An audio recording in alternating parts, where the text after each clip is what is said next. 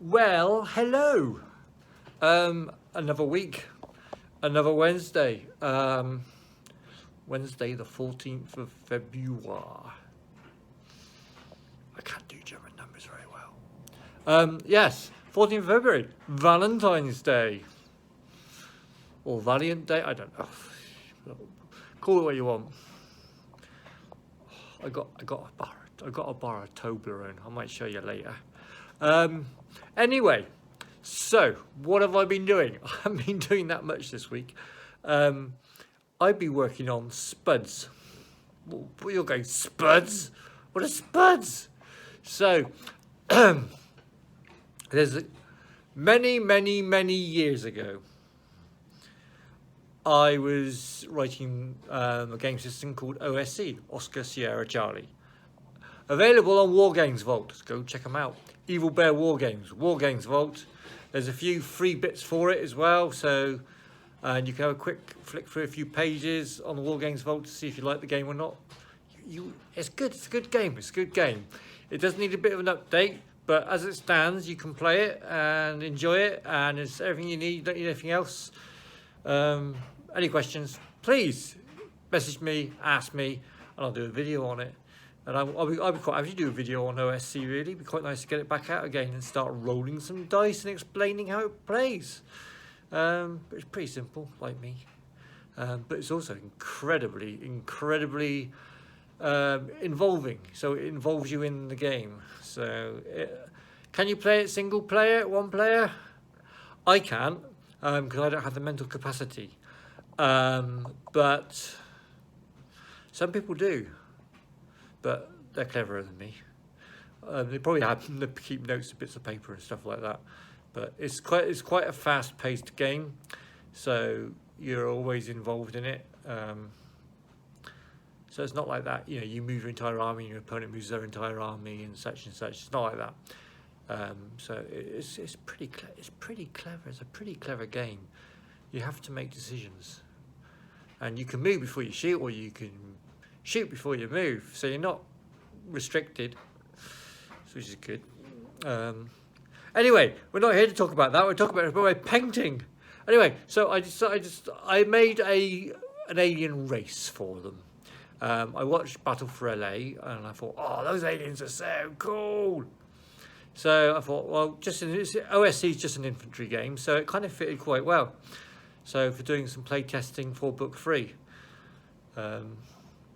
So I got some of the Ferians from a game called 8043. They're awesome models. I had loads of them. I'm kind of sad that I converted them and chopped them up, but I got my spuds.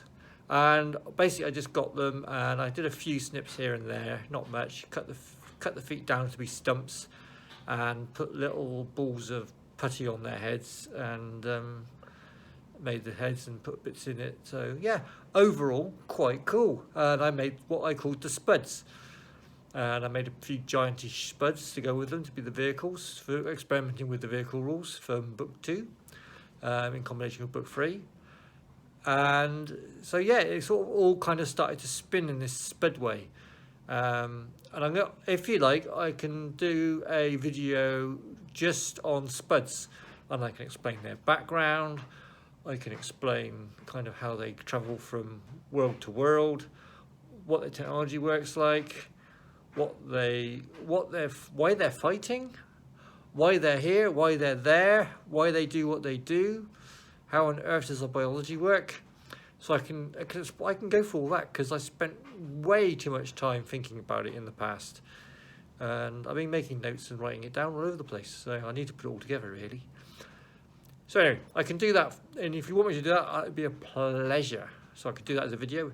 We could do a range of videos called Invasion of the Spuds, part 1, 2, and 3. Anyway, so what I've been doing this is a game called Full Spectrum Dominance. Lazy Frogger Games. Check them out on my mini factory. Absolutely brilliant. I'm going to say the name again, so get ready your bit of paper. Full Spectrum Dominance by Lazy Frogger Games.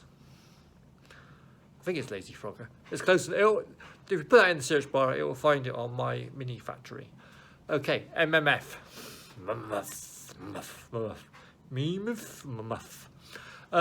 So yeah, so they done a game in 6mm, and obviously all my things I did for my game system, I did in 28mm.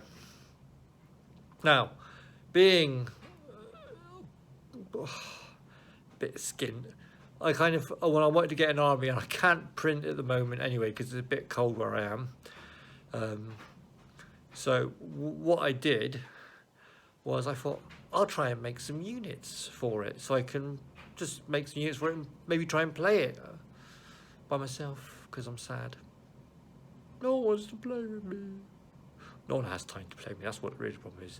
I'm sure people want to play with me. Well, not that way. So yes. So I made some units. Basically, it's paper clips, putty, like filler putty, used for adhesive stuff. Not even proper modelling putty, and bits of paper,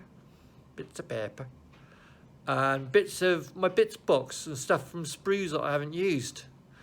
And I've ended up making a few. So what we're going to do is, you don't want to look at my face anymore. 6 minutes is far too much. So we're going to go over it, look at the toys, and have a bit more of a chat. Okay. So here are the spuds. So what I'm going to do, I would love to show you one of the infantry models, but unfortunately they are somewhere in a box in England. So, oops. Right, so let's go and start with the first one that I made.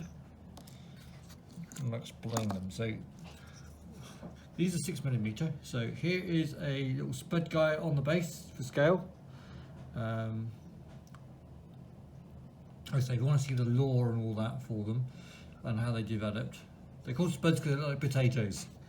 If you thought they look like potatoes, that's because they're kind of they got nicknamed for looking like potatoes because potato looking was an accident, but I kind of taken it in now and I'm enjoying it. And so they use technology by literally just plugging it in, and then the starches and all that in their bodies, they're kind of like mushroom like, plug in to the technology and use it sometimes if they can. Sometimes it doesn't do anything, it just sits there and just looks weird. And that's why they're called spuds, because they're a bit like Mr. Potato Head. So these ones here, these are the big mutated ones that have kind of like a cancer that gives them kind of weird growths and that. It is 4-limbed, it's not 3-limbed. You've got the other limb back here, which comes around and controls the gun. But so it walks around on 3 legs and uses one to operate the weapon. So yeah, they're quite a bizarre look. And I painted these the same way as I painted my ghouls. They're called ghouls, flesh eaters, that I did in my last video. Any questions? Feel free to ask them below. So that's the first one I did as a test. Is that the one I did as a test model? Yeah, I think it is. Oh, where's your one? No, that's the one I did as a test model. That's one I did as a test model. So I just bits chucked in there. These are the bases. I'll go for the bases in a minute. I've also, so you can see here I got these. That's where the paper clips went through. So I put the paper clips in to get the legs the length I wanted, and then the putty on. And then once it was all kind of the right size and the legs in the right position, I super glued the legs in and then clipped them off at the bottom just to make it flush. That seemed to be the best way to keep them nice and sturdy on the base, and so there's no chance of them falling off. And because the thing when you're making things like this is they are going to fall apart if you're not careful. You don't do a bit of secureness with it. Yeah. They just fall off and crumple. So yeah, so that's that one.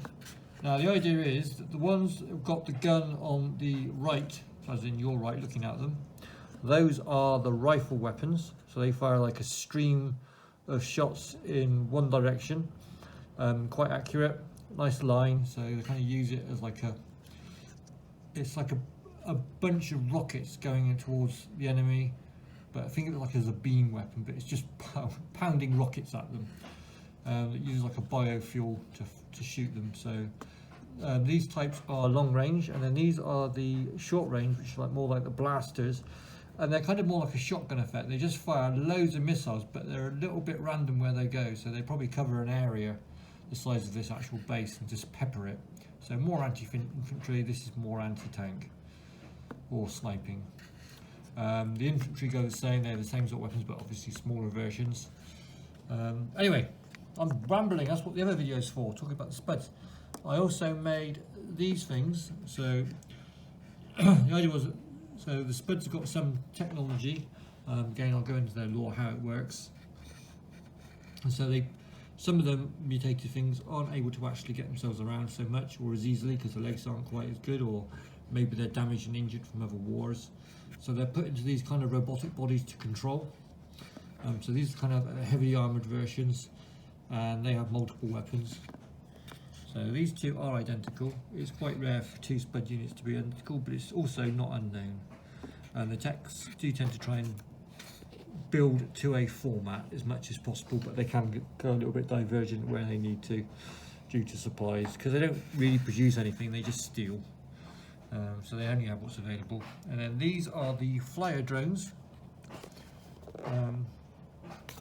All of these are on 30mm bases. So these are the flyer drones, quite simple. They're drones that go around and fly. Bit of like weaponry, taking out infantry and stuff like that. And if there's a command module, what they can do is they can then do a suicide run and sort of charge like a kamikaze and use themselves basically as a weapon. So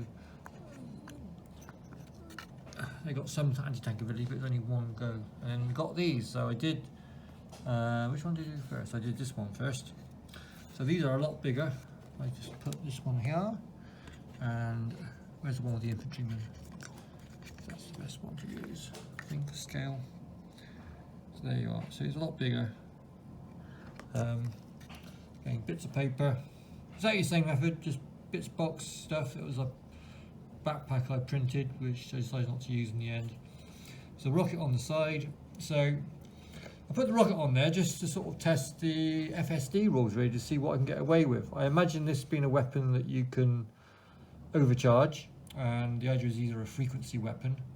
So they have a very weird thing with frequencies, the spuds.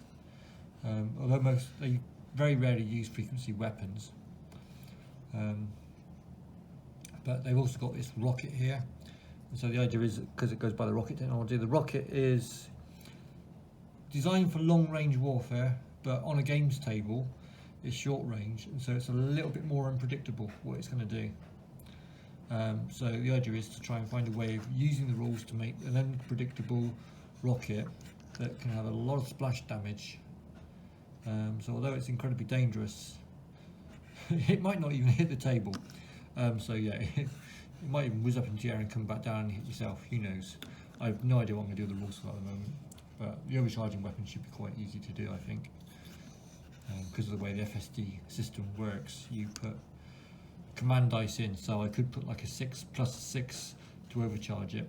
So if you put 2 6s on it, it can fire its weapon in an overcharge mode, maybe, who knows. I've got, like I said, I've got to read the rules better, understand it better. And again, firing the rockets is going to take a special combination of dice to fire, to have different effects and different versions of accuracy, maybe. Who knows? It's going to be a bit of fun writing the rules for them. So yeah, how big are they compared to a building? So this is a 6mm multi-story building. So yeah, I think they're quite imposing. The thing is, I don't want them to be too big. Well, I think these are too big, really, but you know, you got to make it big enough so it's a gaming miniature. So one of the problems I have had is making the infantry. I've designed some small vehicles, which are small tanks, which are probably about the size of this, maybe a bit bigger than this, in 28mm. So I tried to make some in this, and I got the head done. And I got the gun on the side. It's very hard to work with bits, no sculpting skills. You can see the base of how I start. And I got to work out the legs. And I had an amazing idea how to do the legs. I thought I'd use some toy ants or toy spiders from a toy section in the shop. But it's not Halloween, so I couldn't find any. So I got loads of bases like this. I've got 5 in total. So I've got to work on how I'm going to do those next week. For the bases, I'm actually using these. So €2.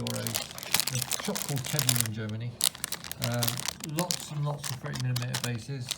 There's a few smaller bases which can be used for terrain and other things. I think there's some 25mm bases in there as well. So not the worst pick. They're easy to sort of drill through. So yeah, for €2, I mean, you could argue I might be able to get them cheaper online or even print them cheaper, I don't know. But convenience is a rarity here, so I'm going to take it when I can. So another thing I got from Teddy was this. These are kickboards. This one is approximately 20 centimetres, I'd say. And I got a skull a little while back. So I took all the paper off the top because it was kind of mummified. And then last night with a lighter and a blade, I slowly, well, I wasn't even watching TV when I did it because I didn't want to cut my hand off. I cut the top off. So the idea is, this is going to go on the base. There might be a ladder going up to the eyeball or something, and then inside I'm going to build a platform. And then basically on a games table, the top of the skull comes off, so you can get inside. And then maybe fire through the eyes, shoot through the eyes. I might make a few other holes in it somewhere else so they can shoot through. Yeah. So it'd be kind of like some sort of skull fantasy base island thing for maybe the orcs or something to live in.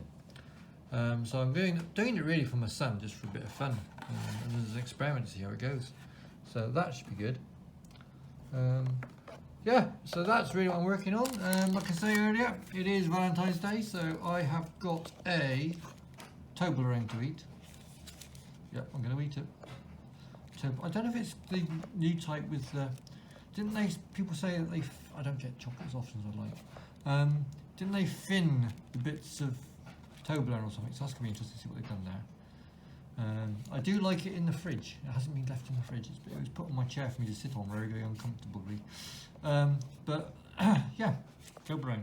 Well, I should be getting sponsorship. Give me sponsorship, Toblerone. You know you want to.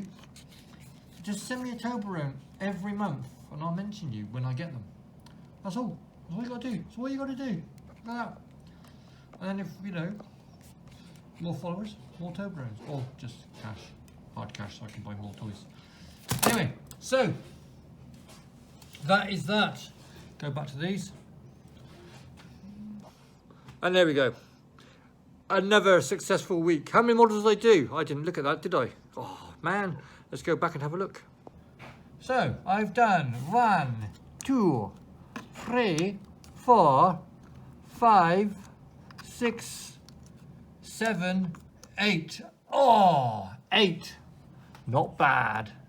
So that's 8 models. I did plan to paint a lot more, but last 2 days I haven't painted anything. That's the way it goes sometimes. I've got 2 dragons to paint. Possibly 4 if I get the other 2 made as well, but I've been trying to do it 2 dragons at a time so I keep the colour schemes the way they are. This way I can tell the units apart in the game. So yeah, right, anyway, until next week, put some comments below, ask questions. If you want to know more about the spuds, say we want to know more about the spuds. If you want to help make the spuds more of a thing, or want to introduce the spuds into your games of whatever game you play, say Matt, Bob, Jimmy, whatever you want to call yourself. Can I have spuds in my game, and how? We'll see what we can do. Spuds coming to your game table soon. They're strange, they're weird. The way we like it.